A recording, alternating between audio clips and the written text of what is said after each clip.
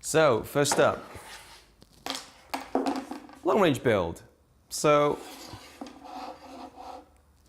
you may have seen a lot of these recently. There's a lot of people getting into long range builds. There's a lot of people getting into different configurations of props, different configurations of all kinds of other stuff. Now, the reason why I'm getting into it is really because I kind of started here. I started off building like an F450 and I think also an F350 frame type build. This is something that I've always been really interested in because I'm not really much of an acro guy. I'm much more of a kind of an endurance kind of guy. So I got this little fella, the Runcam Split, for Christmas as a gift, and wanted to integrate it into a project. Now, normally people use these for, I believe, anyway, I'm not going to speak for everyone, for racing, to shed weight, but also allow you to record stuff. But also so you can put these into an acro build and not have to use a GoPro, and also not have to worry about losing a GoPro, because these might be significantly cheaper than a GoPro. In fact, I'm fairly certain they are a lot cheaper than a GoPro. So what I did with my build is I integrated a Runcam Split there. I used the Helios all-in-one solution that I got from Dropbox drone, and integrated it with an Earsheen receiver. I believe that's the TX805. Underneath the stack, you can just see on the bottom there, there's a FlySky receiver. I got a little bit tired of constantly breaking and like kind of snapping my receiver antennas, so I printed these like TPU ones just because I'm lazy and because I didn't want to keep having to swap out sticks. Obviously this is with the top plate removed. We've got a buzzer there as well to connect to the I/O, and I've also got over here a cable that will run to a GPS. There's a GPS in the base plate. If I flip this over very gently, there we go. So this little thing here contains the GPS receiver. Now obviously this is kind of like a bit of a risk, I guess, because putting it on the bottom plate doesn't always work out so well. I personally think that the damage to reception is going to be minimal, but we will see. I mean, I'm not using a carbon fiber frame. This whole thing is polycarbonate. So I doubt that that's really going to affect it, but again, we'll have to test this in the field. Now, the arms themselves are currently PLA, so they are just prototypes. I just wanted a quick and easy way of looking at the spacing of the propellers. And it turns out I got my calculations slightly wrong, because if I rotate this propeller here, 90 degrees to the body, and then I rotate this, you can see that there's too much propeller overlap, so it should line up with the middle of the body, and it doesn't. So if I were to put another motor and propeller on here, they would hit each other. So yeah, that's my bad. I messed that up in the design phase. So I'm gonna have to go back to the drawing board and change this. Now this base plate that I'm using is actually exactly the same in my Sehar build, Sehar X5, which is a 5-inch frame. I haven't changed anything about this apart from removing some of the holes in the bottom plate, because I'm conscious of the fact that if I fly in like snow or anything that could get sort of sucked up into the bottom of the frame, it could damage my electronics, and I obviously don't want that. I have been waterproofing my electronics, but this is really just like a first line of defense. So there's a good chance I might sweep this frame. I'm really big fan of TBS and what they do with some of their bigger frame designs.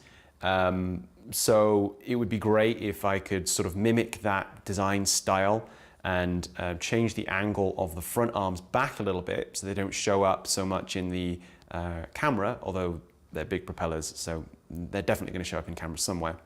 And then change the angle of these to be further back as well.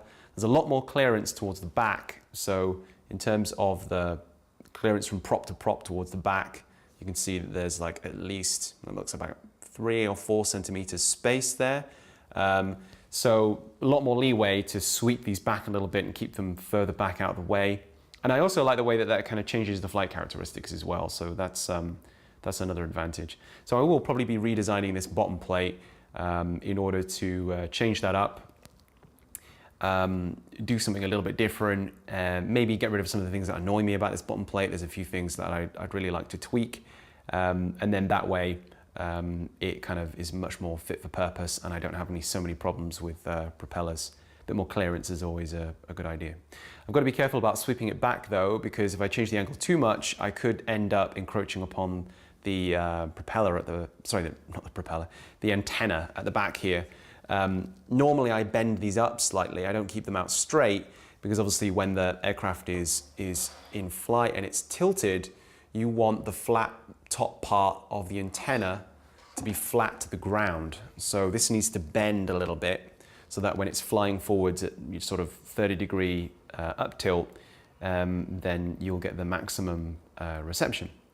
So that's what's going on with this one. I don't really know what to call this. I guess it's just an 11-inch prop build.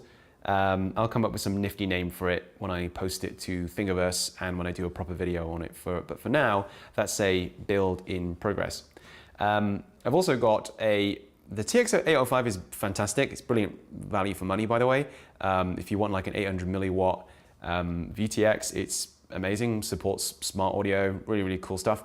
But I do have an AKK Dominator arriving, and I believe that's 2 watts.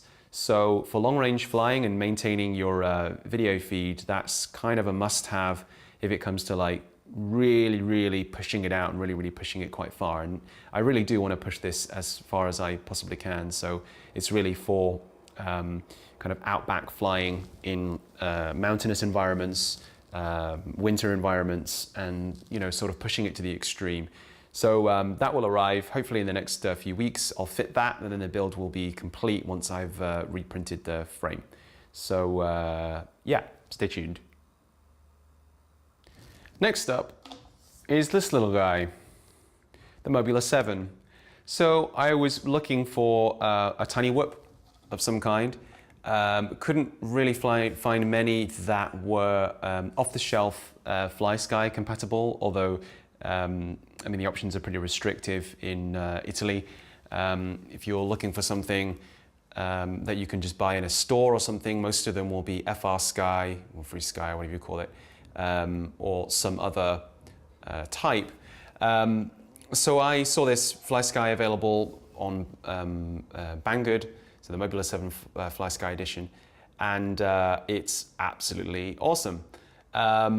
And problem is that I'm not an amazing pilot when it comes to these tiny little things, so I may or may not have broken one of the motors. It's overheating now, basically, every single time I turn this poor thing on. Well, it's got me as an owner, so you should probably feel sorry for it. I don't have any replacement motors just yet, so I'm going to order those and get a replacement and then start recording some DVR of my practice runs using this little guy. But I mean, immediately I've started flying a hell of a lot more. So all of those tutorials that recommend that you buy a tiny whoop in order to get into flying and also to practice in like the early days when you're a beginner, and in a way I'm still kind of a beginner, spot on. Like I would totally go with their advice. It's been great to just sort of like sit in the living room, fly this thing, really just enjoy flying with like limited risk. This thing is super powerful though. I had to follow Joshua Bardwell's advice and massively knock down the throttle curve of my radio. I'll put a link to that video as well, just in case you get one of these, because man, like they're incredibly powerful when you first start flying them. They just basically just hit the ceiling straight away. And unless you're like a seasoned racing pilot, you might find it really difficult to fly them at first. So knocking down the throttle curve is a great way to leave the settings on the quad alone, apart from obviously setting up the modes, and then just change the model on your radio. And the great thing about that is that then you can have like multiple radio settings. So you can have radio settings that are like super duper powerful for outside flying, and then really, really lowly powered for when you want to do indoor work. So that's a really, really good idea, I think. Great idea in total, really, because you want to get flying, you want a convenient way to fly. That's what we're all interested in. So getting a tiny little thing like this, flying it around, ripping it around, maybe get some spare parts, probably quite a good idea because you're going to break it quite a lot. And then having those radio settings dialed in just makes for a really, really fun experience. So really, really happy with that. Bought that like just after Christmas and it arrived just as I came home. So a bunch of different things happening, and obviously I'll be keeping you up to date on absolutely all of these things as they progress. Much of these things are in like the early stages. You've obviously seen the quadcopter, the long-range quadcopter, that is in its sort of middle stages. There's still a few parts that I need for that.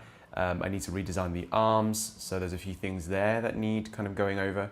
With the Mobula, need new parts again, so gonna wait for those. That'll probably take a few weeks maybe.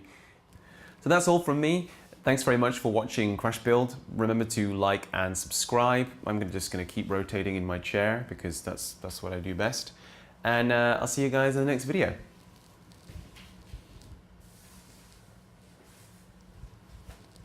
I need to think of a better way to end videos.